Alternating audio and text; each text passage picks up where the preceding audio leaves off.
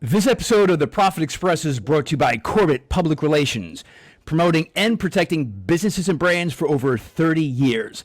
So please visit my good friends at CorbettPR.com. That's CorbettPR.com. Well, hello and welcome to the Profit Express. I am Tim Healy, and I'm inviting you to join me each and every week so together we can win the battle for business. And as always, listen, thanks for sharing your time. Thanks for being on board. You can follow me and the show on Instagram at The Profit Express. Also on Twitter at Profit_Express. The Facebook page, The Profit Express. And each and every Wednesday, we are dropping new episodes, so make sure you stay tuned. Also on YouTube as well. So follow us, subscribe to the channel, and love to have you on board the journey.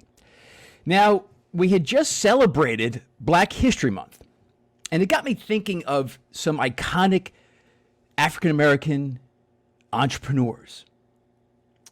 And some of the ones that first came to mind, Berry Gordy, Motown record fame, who actually ran one of the most successful African-American businesses for decades. Then, of course, the queen of all media, Oprah Winfrey, came to mind, who was one of the first female multi-billionaires in North America. Now, Jay-Z also, hugely successful. And as a matter of fact, he just had, according to Forbes, he sold, I believe, a 50% stake in his Ace of Spades champagne brand, and the sale was worth over $600 million. Some absolutely iconic Black entrepreneurs here in America today. But one of my favorites that I love to share and to talk about, and if you don't know, it's Madam C.J. Walker. If you haven't heard of her, please find out her story, research her story. What makes, to me, in my opinion, her story so amazing is when she did what she did. She was alive from 1867 to 1919, and as we all know, that's a very different time in American history. And the story goes as this: she actually had lost a good amount of her hair, and it kind of forced her to create and develop her own hair care products for the African-American community. And so she did it. The products were fantastic. They were a big hit, and she was a master self-promoter. So she went out selling grassroots, door-to-door in the African-American community, and she became so successful, she ended up recruiting her own army of salespeople as well. And she was the first, get this, the first self-made millionaire, African-American millionaire in America. Again, she was born 1867, died in 1919. That's Madam C.J. Walker. Definitely a story worth researching, finding more about her details. So these are, in my opinion, some absolutely iconic Black entrepreneurs here in America.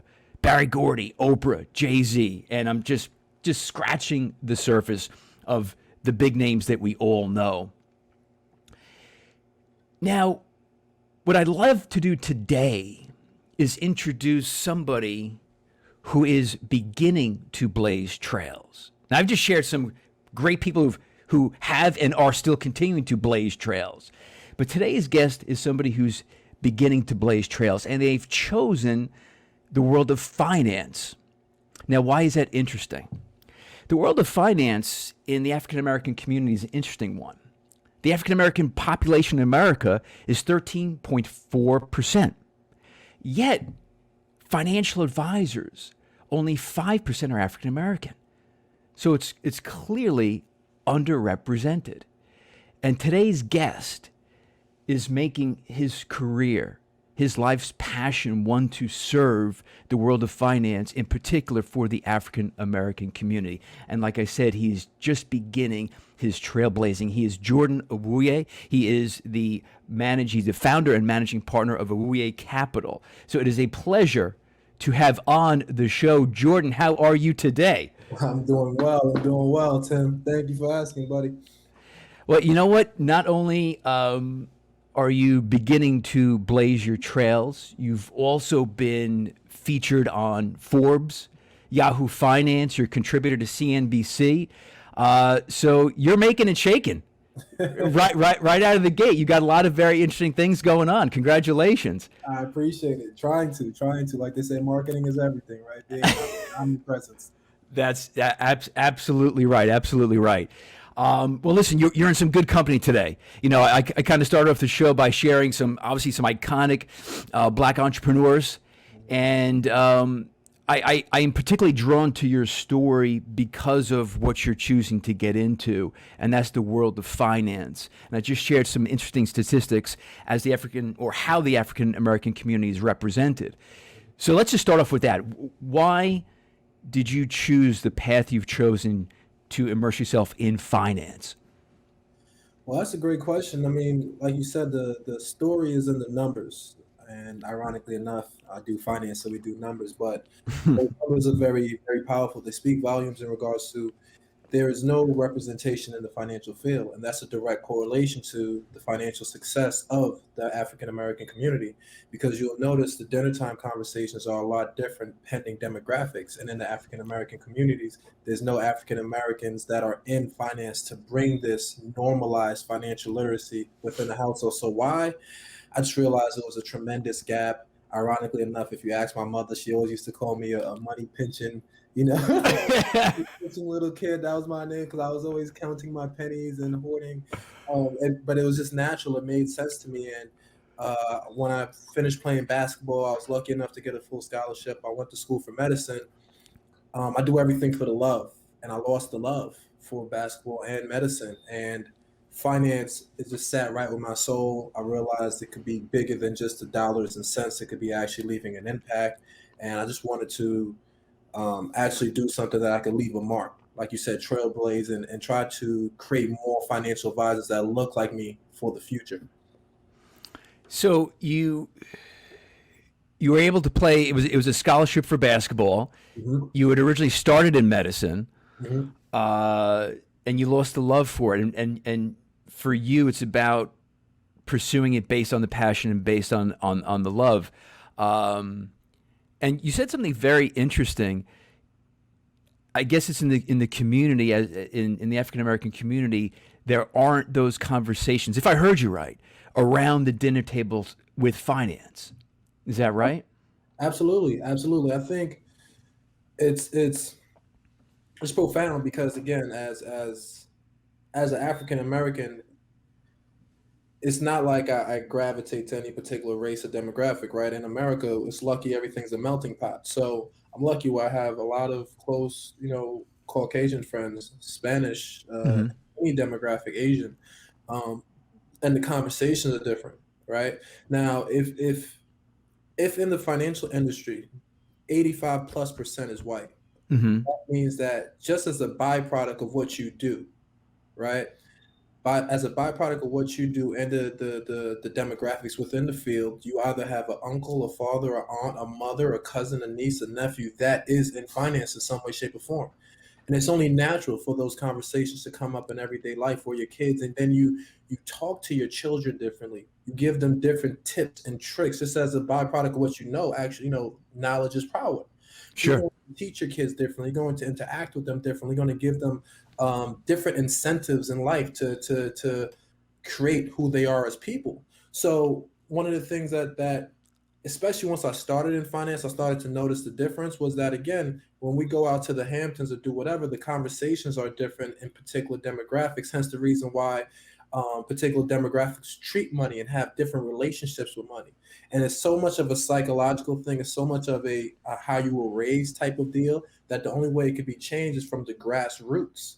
And that's dinner time conversations, making it fun and normalizing it. And the only way to do that is have proper representation, because a lot of times the first leaders in a child's life is the mother or father. The first person you trust or you love is the mother and father. So it's always going to have a level of trust to where they believe they're getting the right guidance, as opposed to looking outside, and always have a level of skepticism when it comes to money. And all too often, the African American community has to look outside. Hence the reason why it's always a level of skepticism with that relationship with money. Well, listen, I love the way you put that, because you're like, with financial advisors, if the number is roughly 85% who are white, and it would be more likely, just the numbers, that you will have somebody, a parent, an uncle, a relative who's in that industry, who again has those conversations. And people might underestimate the importance of the conversation, but like you said, it's at the dinner table, and that's such a powerful time for a family when you talk about so many different things. And it's when we have our beliefs about, and one of them being money. And are you talking about a scarcity mentality when you're being brought up, or a mentality of abundance? And listen, I've had the good fortune of knowing you for about a year, and I love your passion, by the way. And that's not just what you're doing, but just your passion and your smile. I wanted to have you on, which is contagious. I love it. But to have that conversation, to talk about just financial literacy, which I don't think, not just in the African American community, but I think in America, I wish that was talked about, at a very early age in the schools, for everybody, because I know I didn't get it as a kid. But it's really empowering them to understand and embrace a mentality of abundance. Absolutely. And to me, that's absolutely critical. Some interesting stats I came across, I'm sure you're aware, Investopedia. So this was 2020. So these are really recent. The median retirement savings for a white household is $79,500. For a black household, it's $29,200. So the difference is staggering. Yeah. Absolutely staggering. Over double, triple. Yeah. So let's talk about Jordan for a second. Mm-hmm. I mentioned a number of iconic black entrepreneurs at the start of the show. Who would be one that, whether it's in the industry or not, that you have looked up to, maybe one that you've looked to model yourself after? So I'll give you the truth. You gave me the prep for that question. I've heard it before and I've thought about it very much, right? I've thought about it very much. And I'll be frank, it's I don't have any black entrepreneurial role models, right? Okay. I have people that I greatly respect, but the reality is in my field, the direct represents like reflection of my field, to where it's like I could be like that guy. It's not a lot of black powerful representation. Now, right. I will preface that statement by saying Robert F. Smith, he's in finance, but he's on a different side of finance, but I greatly respect him, look up to him, put it in the atmosphere that I'll meet him one day and we could collaborate on something. Damon John, again, just love what he's doing for our people, the representation, great respect for him. But it's like you said, a different model. And I was lucky to just learn within the organization I was with, pick up as much as possible. And to be honest, replicate my mother.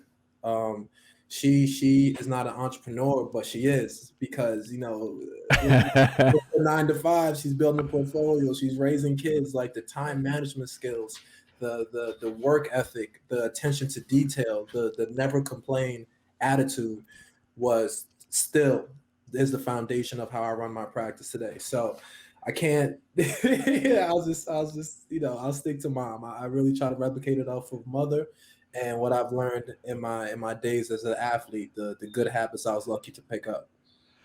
Well, I mean, listen, let's face it, athletics, and if you're in scholarship in college, you were competing at a high level, obviously. Mm-hmm. So there's a lot of great lessons in athletics and coaches and all that.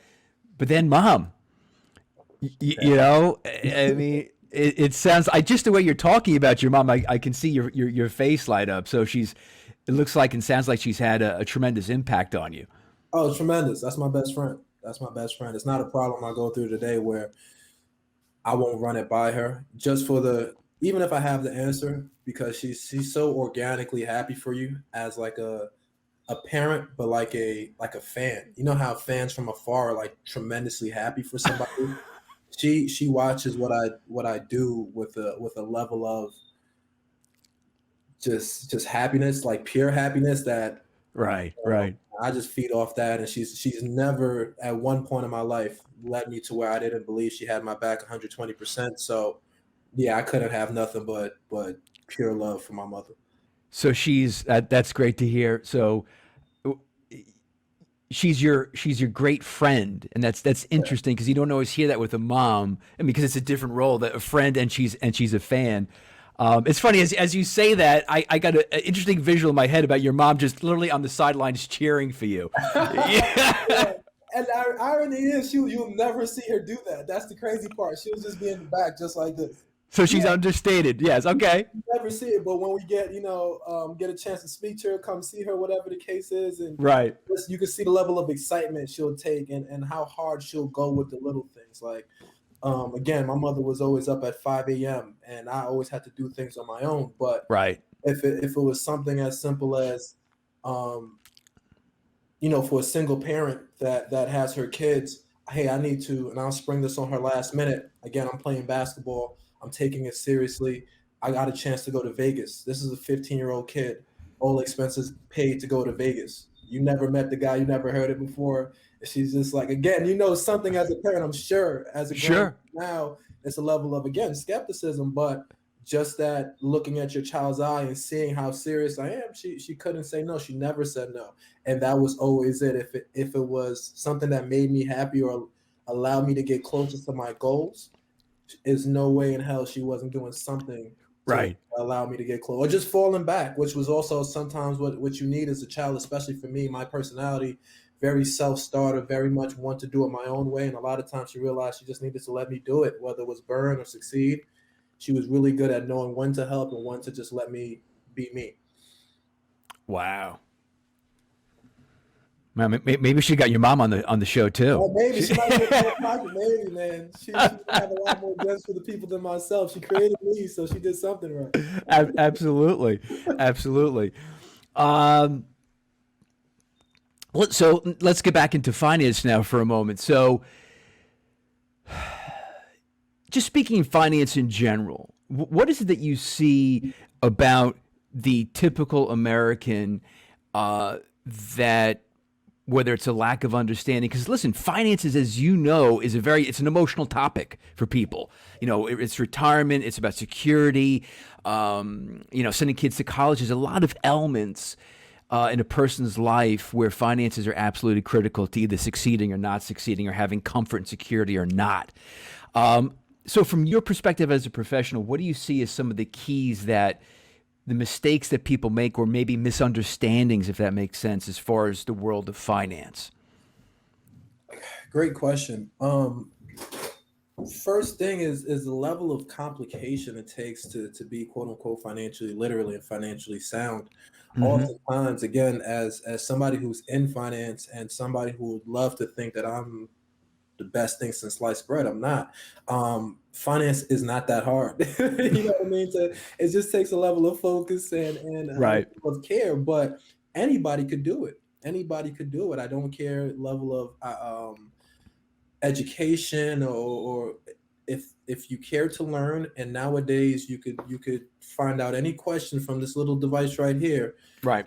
You have what it takes to put yourself in a good financial position. So one of the first and greatest misconceptions is the level of complexity and effort that it takes to get yourself to where you want to be financially.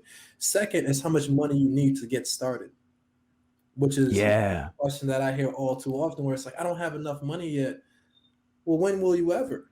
Because you're consistently perpetuating a cycle that's going to keep you at the level you're at. The Right. definition of insanity is doing the same thing over and over again, hoping for different results. So Yep. if you never had money to invest, when will you get money to invest if you're not changing the pattern to get money? You see what I'm getting at? So Right. It's a vicious cycle. Yeah. exactly, a self-fulfilling prophecy. So those two misconceptions on the most basic level are something that we see way too often. And I would say right now, and I'm super happy to I feel like the notion is changing a little bit, especially within the millennial generation, where you're seeing the normalization of the Robinhood, the E-Trade platforms, the things that are, very user friendly, so to speak, and targeted and marketed to a particular demographic and community, which is a younger demographic. But those are the two things that I see, and those would be probably the two things I would start off with. Just the level of complication and effort that it takes, and the amount of money that's really needed to get started. You could open an investment platform with Robinhood for $1, get started trading for a dollar. Now, what you could buy might be very limited, but Right. at the end of the day, it's better than you did the day before. You're a step closer, and um, as an advisor, especially in my practice, we like to focus on the mindset, the mental, the relationship, right? The emotional. What's your why? The numbers are always going to remain the same. The numbers are steadfast as numbers. But if we can't get to your why and what's this block, and even to a certain degree, I find myself being like a therapist, what relationship you had with your parents, right? What happened to you as a child? Because people are creatures of habit. Mm-hmm. Mm-hmm. One of the hardest things I have to do with people to get them out of this financial funk is to break them out of their own habits and hold them accountable. A lot of times, that's a mental barrier. Yeah, I mean, you've mentioned a lot of really powerful things right there. Um, because if people don't understand finance, they're crippled mentally or emotionally about the complexity of it. So then that keeps them on the sidelines. Number one, and that's why there's professionals like you who can take them through explaining it. And then also, I don't have enough. Well, I'll wait till I have $10,000 to invest. And like you said, especially with the online platforms, you can get in for $1. So Yes. listen, I don't want to make too much of a general assumption, but it's not that hard for people to be able to get a couple of $100 to get something going. I think I can imagine so many people just sitting on the sidelines, and how money can work for you over time. Which, listen, I don't have to tell you, but so you mentioned that. So you mentioned the complexity. You mentioned just it doesn't take much dollar wise to get in, and then you mentioned something, and this is why, I mean, I was excited to have you on. Now I'm more excited now that we're getting into this conversation. We're digging deep into it. People's mindset. Okay, that is what is super critical. Their mindset and why they're doing it. Because of that financial picture with somebody, it's it's the retirement, it's the security, it's the income, the college for the children. So do you run into that a lot where people's mindsets are, again, I like to think of scarcity versus abundance. They don't believe that they can retire, financially stable? Ironically enough, I see a lot of the opposite when like in my personal experience, you see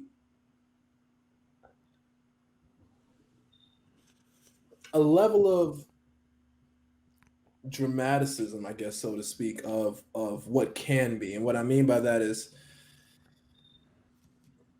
and you know what, you'll like this point. It's usually around the age of the people I deal with, right? So clientele, I have a wide ranging age of clientele. I have clients in the 20s, and I have my oldest client is 94, Okay, and everything in between. sure.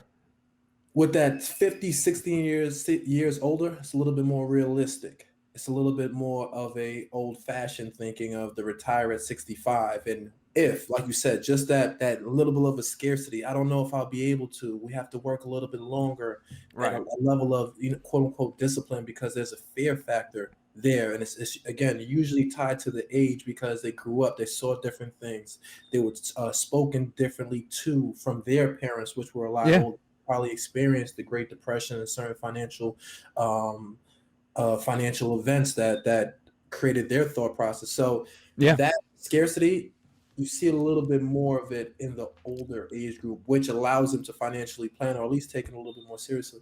With the 40, 45 and under, you see more of this abundance.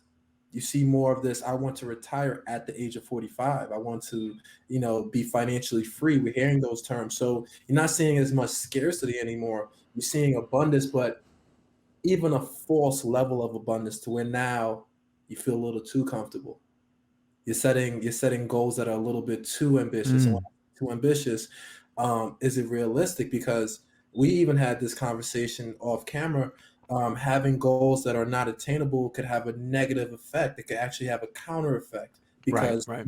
having that failure. So That's a long way of answering your question. I see it on both sides of the spectrum. And now that I think about it, it's usually tied to their age.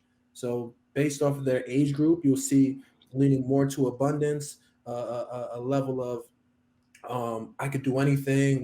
We could make 1 million in 3 months. I just have to learn this with it and learn this and whatever the case is. And then more of I am worried. I don't know if Social Security and my pension are enough. I might have to downsize my home and move to a place with a lower cost of living. And then we're able to of course, work the numbers and do what we do. Mm-hmm. Mindset it's interesting that you say it's usually tied to the age group. I've noticed. Well, it's interesting because you said, you have clients who are as young as their 20s to your oldest client is 94. So that's obviously a 70-year gap. Mm-hmm. And it goes back to what are their life experiences. If you lived through the Depression or, World War II, there's definitely going to be some life experiences that are etched into your brain that are definitely going to affect how you think about and embrace money and your own finances. So this is an interesting question. I'd be curious to get your take as a professional in the industry. Obviously, there's lots of online platforms which make investing a lot easier than ever before. Mm-hmm. Is it a good thing or a bad thing? What do you think in general? Because then they're doing it by themselves. Mm-hmm. They might not look to get the assistance of somebody like yourself, like an advisor. Good thing or bad thing? What do you think? I think that question has two answers, ironically enough. It's a double-edged sword. So it's a great thing. Personally, again, right off the bat, it's a great thing because just those like we started off, those first two misconceptions, it's too complex. I need a lot of money. It takes down that barrier. It makes it easier. It makes it more friendly. It makes it something that's attainable by the masses in its Right. most form. It's at your fingertips. There's no real excuse. Yeah, like an acorn, for example. It's exactly Right. Acorn, Stash, Robinhood. These things are, and it's again marketed to where it takes down that level of billionaires only club. Right.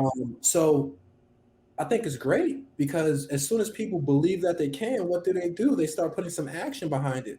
And then they start learning, they start buying, and even if they lose money, they gained experience, right? And I love the online platforms because it allows people to get into finance, to learn. And if I'm a big believer that once you do it, you'll love it because again, it's can't tell anybody that, especially where I came from in Brooklyn, like just making money off my phone, doing a little homework. So it's amazing. But in the same breath, it can lead people to a lot of failure, a lot of money loss because How so? How so? all right, so one something that we call fool's gold. They make a couple lucky trades, they do this, they watch a TV show, all of a sudden they don't need me. All of a sudden my years of experience, my years of schooling, my years of academic achievements Right. are relevant and I could just do this in a flash in the pan. So then after they start to invest a little bit sloppy, they start to ignore signals, they start to ignore advice, and ultimately that comes back to bite them in the butt because you can't win every trade. I don't care who you ask. Even the greatest out there, the Warren Buffetts, the Ray Dalios of the world, they're not 100% in Right. terms of getting every trade right. So now, if you don't understand how to properly diversify your money, create different buckets of money, understand the goals, the tax relationship with buying and selling stocks, all these things that come with a financial plan, then you could lose a significant amount of money, if not all your money, by not doing it the proper way, which is going the extra mile, getting a financial professional. Whether you use them or not, if it's that serious to you, you should get to that level of knowledge or outsource it to somebody that Right. has a level of knowledge. So it's great because it opens it up. It's great because it makes it very easily accessible, but it also could give people fool's gold in regards to they start to believe they don't need any help, right? They start to gamble a little bit more. They start to become a little big-headed or just start to perpetuate the same cycle of bad financial literacy because being a financial advisor is not only about investing in the market and making you money. It's so much more. Like we talked about the psychological relationship, managing your cash flow, understanding how to mitigate and minimize risk, understanding how to transition, minimize your tax liability. Mm-hmm. All those things are tied into your money management. So now, because you're making $2 in the stock market, you forget about budgeting. You forget about that. You see what I'm getting at? Yep. So that's why it becomes a tough deal. But it has its goods and its bads. Well, I think, yeah, it's good because it can get you interested and involved. You jump into the game, right? You get off the sidelines, which I think is very important. But another thing, as you're talking, yeah, if you get some quick hits and some early success, then you think, oh, I don't need professional help. I'm Warren Buffett, right? But then what I'd hate to see that, then if you then make some bad decisions on your own and you lose most or all of your investments, then you get out of it.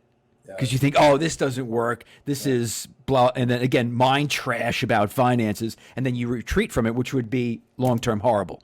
Yeah, and then you're scared for life. Like all too often, you have people who lost money in '08 that still aren't investing, that still have that PTSD, so to speak, right? Right. Heard a story about the Bernie Madoffs, right? The bad apple in the bunch, right? And Yep. why is that an issue? Because this one experience now makes your whole life 10 times harder. Don't care how you frame it, not investing, not taking a serious level of financial literacy, financial planning, an investment portfolio strategy to any degree is going to make your financial life harder, whether it's working more, your money not working hard, losing purchasing value just from inflation alone. People think that if I have $100 and I bury it, I put it under my pillow, that I'm good. That's no risk at all. That is very risky too, because every day you're losing money and your purchase power is going low. So subtleties like that, if you compound the interest purchasing power dropping from inflation, your life's you might not be able to retire when you think so. You might not be able to provide for your kids. You might not be able to afford that extra level of life insurance that left you exposed, which if you pre-deceased or, the disability insurance, you know what comes with that. And then you get hurt, God forbid. So many things that people set them up because they had one bad experience. They had one bad trade, lost a couple $1,000s in Robinhood or Stash or whatever the case is. And that's not for me. Right. And then we don't plan for retirement. We don't invest in a 401k. We don't have a pension plan. And we all know what could happen with that. You'll probably be working for the rest of your life, unfortunately, if you don't properly do it. So that's why I love it. But that's why I'm also a little hesitant, because you could see stories like that. Hence the reason why the GameStop mania that's occurring right now is so relevant, because it's a big deal. It's a big deal. You have a lot of people going into the market, newbies, right, that are getting stimulus checks or whatever it is, and that's amazing. Make money, but what happens when they bet it all? What happens when they reverse? Do they have puts in place, these measures to protect their cash? And when they lose, then what? How much people are resilient enough to analyze why they lost, take out the emotional factor from it, look at it from a logical, pragmatic standpoint, and get better from it? Right. That's a psychological thing.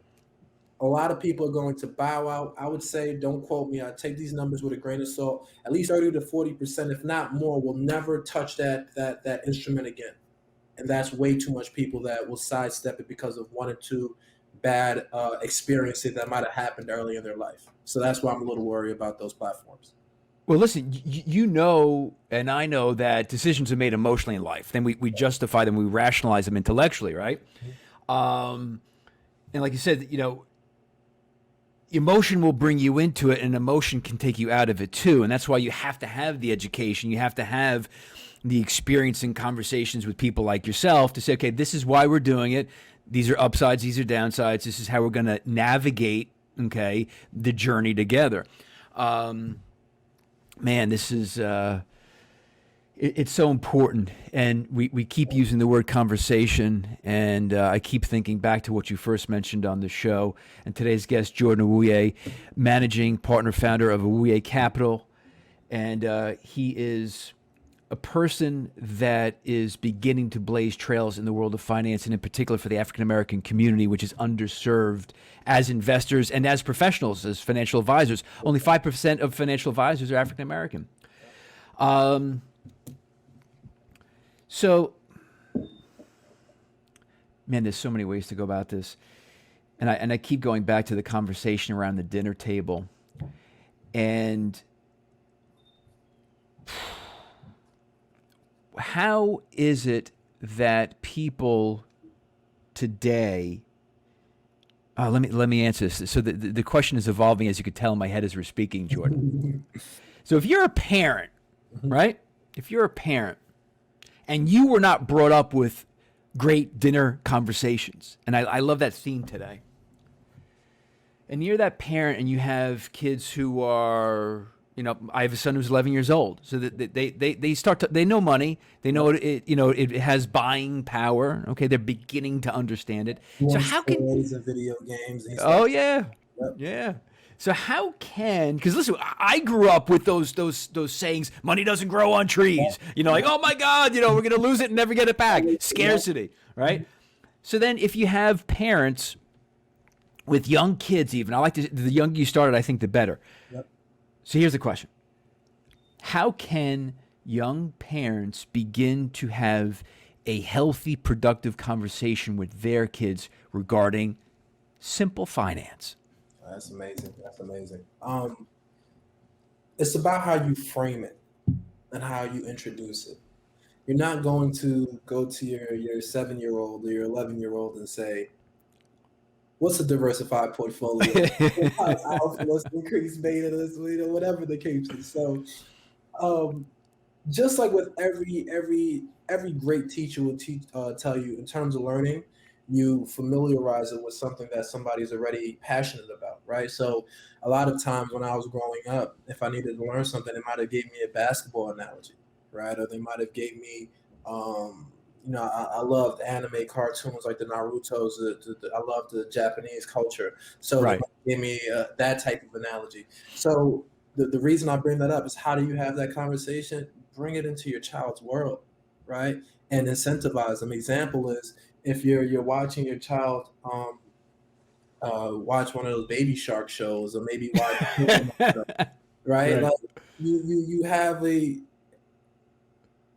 simple question or a simple dialogue in regards to what does that mean, or how do you think, thought-provoking questions with your kid. How do you think this came about in terms of money, right? What do you think about money? Start to take down, and these conversations again do not have to be complex, but it's taking down that fear factor, that level of I need to sidestep the conversation of money, making it normal, making it comfortable, right? And then also, how do you incentivize your kids when they're when it's Christmas time or around report cards or for their chores? Do you just give your children money, right? Do they earn it? Right. Do when they want something to buy it? Let's say your child, what's something that your 11-year-old asked you for recently? Okay, recently I believe it was the upcoming on Xbox MLB is doing a new release for the latest game. Yep. Right. So right off, that's an opportunity, an amazing. Say, okay, you want that MLB game? How much does it cost? I don't know. Well, that's how could you ask for it if you don't know what it costs? You see what I'm saying? Yes. I love it. Yep. So all right. So you're telling me there is a price. If I want something, I usually have to give something to get something. Right. Right. So first lesson right off the bat, you start to create that for your child. If I want something, I more than likely have to give something. So nothing in life is free. First law, right? The second I part love is that. it costs $50. Okay, so what? How much is that? Is that a lot of money? They don't know. Let me ask you something. How much do you get paid to mow the lawn when you do it? Oh, you pay me $10, Dad. Okay, so it sounds like let's do the numbers on that.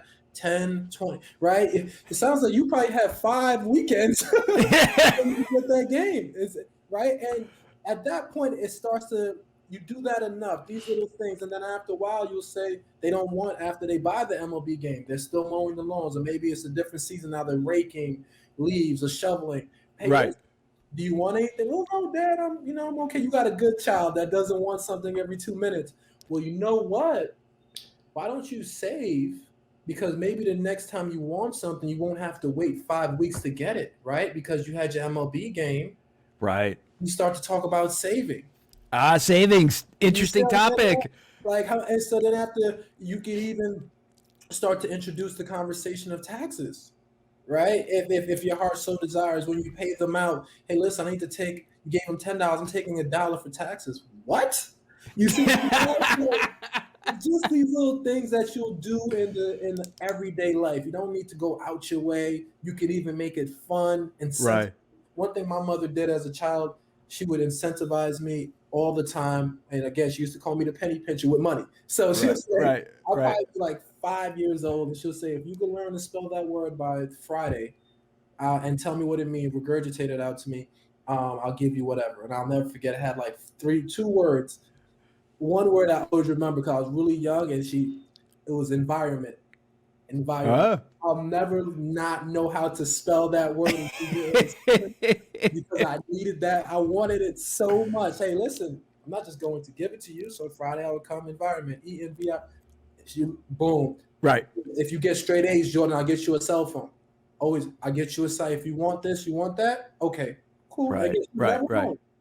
And if you don't mess up in school, if a teacher doesn't call me, outside of me not slapping your face off your head, you. So just however your parenting skills are, you can just infuse it into everyday. Find Right. out what kids like to do, Right. incorporate it into that, and make it fun. And don't, and it's something I do as an advisor, you never talk overhead, right? And the same Right. thing for a child.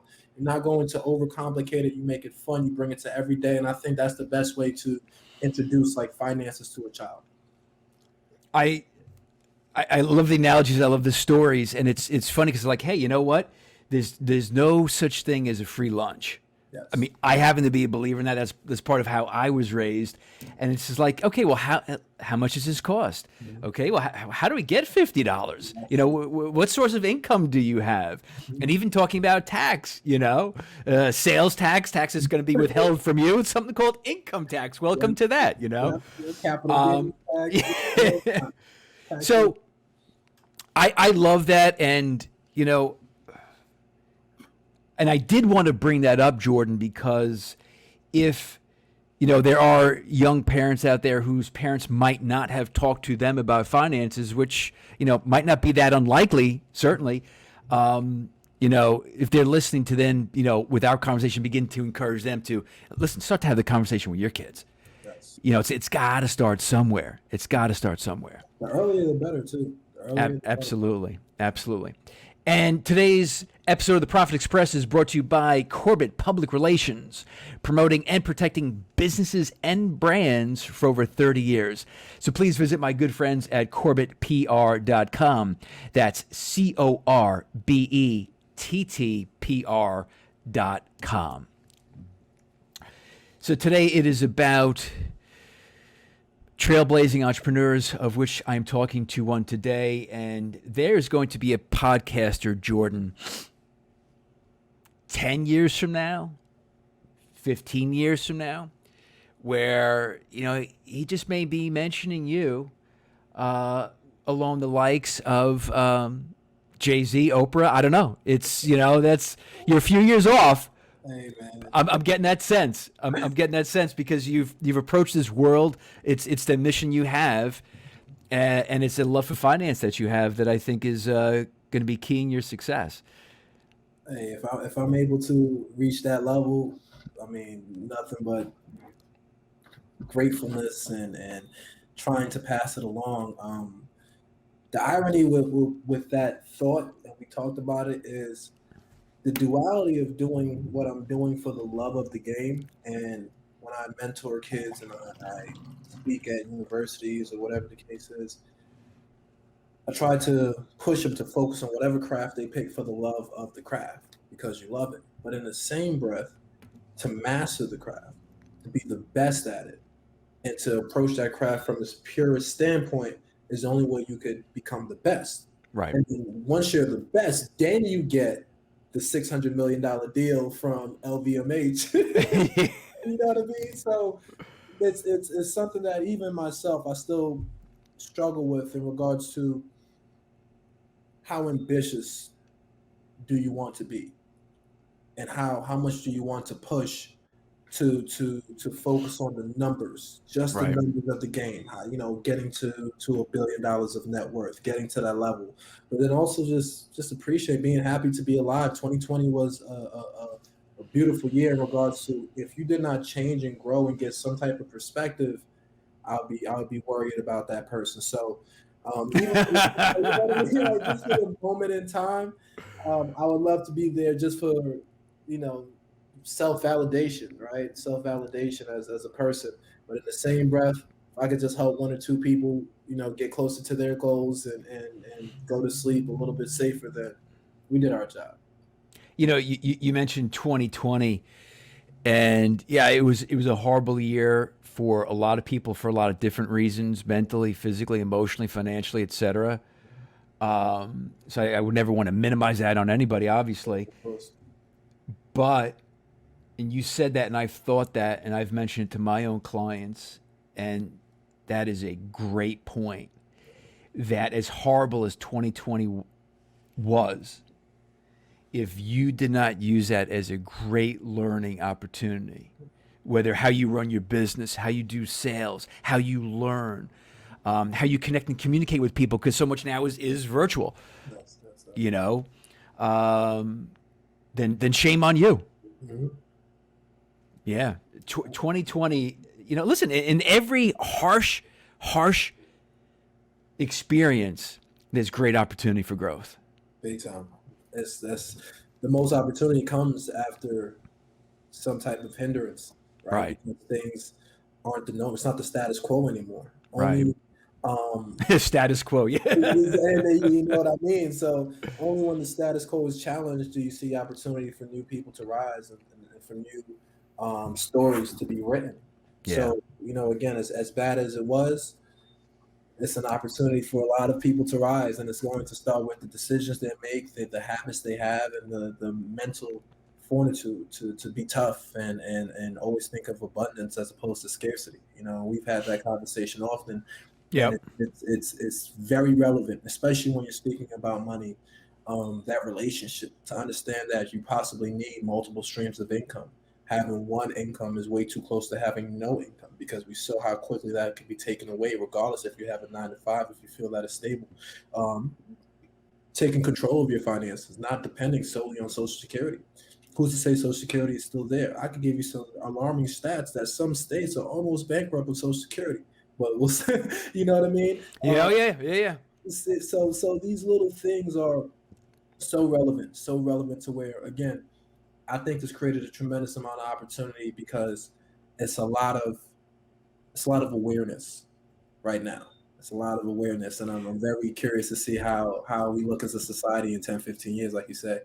Well, you mentioned something very important, and I actually came across it not too long ago. I forget where I was reading it, but the importance of, especially nowadays, of not relying on one source of income. Yes. Because then if you do, if you lose that source, that job, that paycheck, I mean, that's very dangerous. It's a very scary place to be. Mhm. And that's definitely a conversation I don't think a lot of people are having right now. They certainly didn't have it years ago, for sure, as far as I can tell. All right, let's talk about this. Let's talk about something fun for a second. Well, all of it's been fun. All of it's been thought provoking. All of it's been inspiring. Let me say that. Not that it wasn't fun. And listen, what I always like to do in the Profit Express is get people thinking. If and people listening to our conversation today, we got them thinking. And I know we got some people puckering up right about now, Jordan. Like, oh my God, man, I got some work to do with my finances. Oh my goodness. Call Awoye Capital. That's right. Absolutely. So here's some fun. What is your, I love to ask this question, favorite book that you read, that doesn't have to be finance or whatever book that's influenced you and who you are personally and professionally? That's an amazing question. I have a couple. It's hard to say one. I know. Yeah, I read books very often, but one of my favorite books, How to Win Friends and Influence People. Mm-hmm. Mm-hmm. Classic. Dale Carnegie. It has a book by Stephen A. Schwartzman. He's the founder of BlackRock, Blackstone. Mm-hmm. It was called What It Takes. Don't Mm-hmm. quote the title, but that's an amazing book, especially for entrepreneurs in finance. Right. Um, and then just for life, The Alchemist. The Alchemist by Ah. Paul, I always mess up his last name, but Costello, something. But that had so much relevance and helped me so much in life, especially the point in time when I read it. That I would encourage anybody to read it. And Richard Poor Dad, as everybody knows, I feel like everybody says that. Rich. Yeah. It's an amazing book, so you still have to give him his credit. But those are some of Absolutely. my immediate favorites that I would recommend anybody read. Yeah, that's always one of my favorite questions. Now, so you're still a young individual. You got a lot of life ahead of you, which is great, and you've already accomplished a whole. I'm not trying to swell your ego, but you've already accomplished quite a bit. So far in your career or life, if you had a do-over, a mulligan, what would it be? I wouldn't use it. You wouldn't use it. Man. No, I wouldn't use it. I ask that question a lot. I do not think I've gotten that answer yet. Hey man, I'm happy to be the first. I'm happy to be the first. You know how I feel about that. First, you last. Now, okay, so wait, why wouldn't you use it though? It's a do-over. It's a mulligan. It can erase a mistake. I know you're great, but you had to have made. We all do, obviously. And yeah, I hope anybody who's listening doesn't take that answer to mean I never made a mistake. Completely the contrary. But I am a believer that everything that's meant to happen will happen, and everything that happened was supposed to happen. And then also as a person who is very big on self-reflection and learning, those experiences, for better or for worse, made me who I am. Mm-hmm. So when I woke up to a brain surgery, when I work out 3-4 times a day and eat healthy and I woke up to a brain surgery, that experience, as close as it was to death, as much pain as it was, it allowed me to be this person with so much more perspective. So I could imagine, how a childhood fight, with my brother, if that didn't occur, maybe I'm a little softer, right? Or maybe without having the brain surgery, I don't have more of a purity or more of a love for life, and maybe people don't like me or gravitate to me as much. So maybe I'm not as. So I'm a believer that if you change we see all those TV shows where if you change one thing in the past, regardless of what it was, you move this hairbrush to here. I love those guys. It's like that seems like how time works. So I love where I'm at. I'm very thankful. I'm happy for the good. I'm happy for the bad. I don't believe I could enjoy. You can't enjoy happiness if you don't know what sadness is. You can't enjoy peace if you don't understand chaos. You can't understand the happiness that comes with financial stability if you've never been broke. Well, now you're getting deep on the show You know here. what I This mean? is So, this is the apple is too sweet, right? I appreciate life so much. I'm happy to wake up so much, and I know it's because I've seen a lot of pain in my life, and I wouldn't take that away because I think it gave me perspective, and to be 28 years old and as highly regarded and respected as I am, I know I'm just blessed and lucky. So I wouldn't change anything. I'm too scared that it might give me a different outcome, and I'm a fighter. that's I like I said, I like to ask that question. It's a fun question. I've never gotten that answer, and wow, it's a great answer. Is in the fact that like even something as horrible as a surgery or as traumatic as a surgery, you don't want to undo what that had. Because listen, we were just talking about what 2020 was. It's a great learning experience, as awful as that is. Wow, this has been a great conversation. I really appreciate you coming on. I really admire your mission. I know. Listen, there's work to be done. Representation of African Americans in the financial world as professionals, advisors like yourself, and as investors, as individuals, getting that knowledge, getting that wisdom, getting that confidence to jump into the world of investments. How can people follow you, get to learn more about you? Oh, definitely, definitely. So if they could go to our website, awoyecapital.com, AWOYE, capital with an A.com, or they could follow us on the social media platforms, Instagram and Twitter. Also LinkedIn, literally Jordan Awoye, my name as you see it, or Awoye Capital, the firm. So all those platforms we have a personal and business page. Probably the most used is Instagram. So feel free to reach out via that platform, and we'd Awesome. love to talk, love to help. Awesome. Well, Jordan, listen, thank you for being a part of the show today. Your message was spot on. It's needed. It's inspiring. And thanks for sharing that story. Really appreciate it. Oh, thank you for having me, Tim. This is a fun way to start the day. Thank you, sir. And this is the Profit Express. Shows are being released every Wednesday, so follow us on Instagram at the Profit Express, on Twitter at Profit_Express, Facebook as well, the Profit Express page. Each and every Wednesday, great content, just like my interview with Jordan here today. And until next week, this is the Profit Express.